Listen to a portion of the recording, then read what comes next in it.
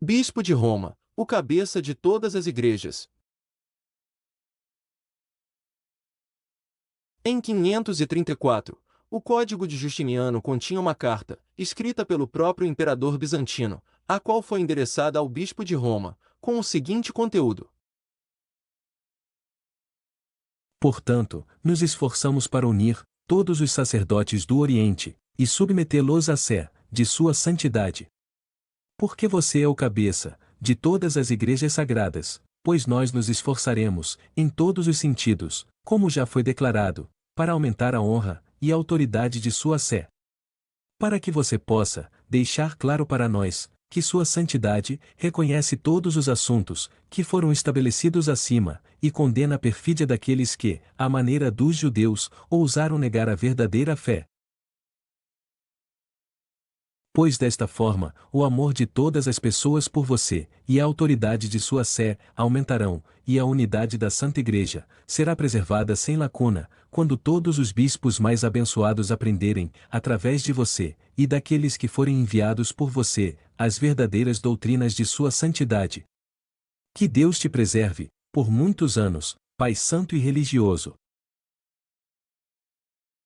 Entretanto, esse édito não pôde entrar em vigor, até que os ostrogodos tivessem perdido todo o seu poder sobre Roma, algo que somente ocorreu a partir de 536, quando eles foram expulsos da cidade. Porém os bárbaros mantiveram um grande assédio sobre ela, e foi apenas em 538 que os ostrogodos abandonaram o cerco da cidade, e então finalmente deixaram Roma nas mãos do papado. Isso pode ser comprovado da seguinte forma. Antes deste período, a cidade sempre esteve sob o domínio de um rei ariano. Já o ano de 538 ficou marcado pela liberdade de Roma, mesmo em meio à Guerra Gótica, que acabou em 554. Contudo, a cidade viu-se livre dos ostrogodos apenas no ano de 538. E assim, o Edito de Justiniano pôde finalmente entrar em vigor.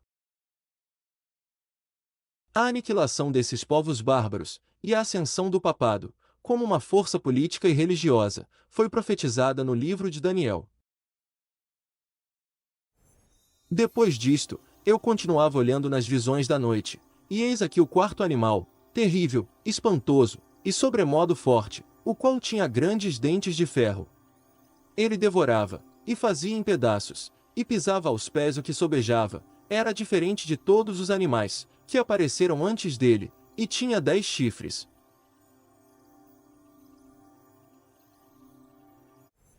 Estando eu a observar os chifres, eis que entre eles subiu outro pequeno, diante do qual 3 dos primeiros chifres foram arrancados. E eis que neste chifre havia olhos, como os de homem, e uma boca que falava com insolência. Os 10 chifres correspondem a 10 reis, que se levantarão daquele mesmo reino, e depois deles se levantará outro, o qual será diferente dos primeiros, e abaterá a 3 reis. Daniel capítulo 7, versículos 7, 8 e 24. De um dos chifres, saiu um chifre pequeno, e se tornou muito forte para o sul, para o oriente, e para a terra gloriosa. Mas, no fim do seu reinado, quando os prevaricadores acabarem, levantar-se-á um rei de feroz catadura, especialista em intrigas. Grande é o seu poder, mas não por sua própria força, causará estupendas destruições, prosperará e fará o que lhe aprouver, destruirá os poderosos e o povo santo. Daniel capítulo 8, versículos 9, 23 e 24. E assim surgiria uma poderosa força política e religiosa, que comandaria reis e imperadores, causaria intrigas e destruições, disseminaria o ódio contra os judeus, mudaria e estabeleceria leis, exterminaria muitos de seus opositores, e mataria os verdadeiros servos de Deus. É difícil de acreditar, mas esta força praticou estas, e muitas outras perversidades. E isso será comprovado, através do estudo de documentos, e de fatos históricos e religiosos.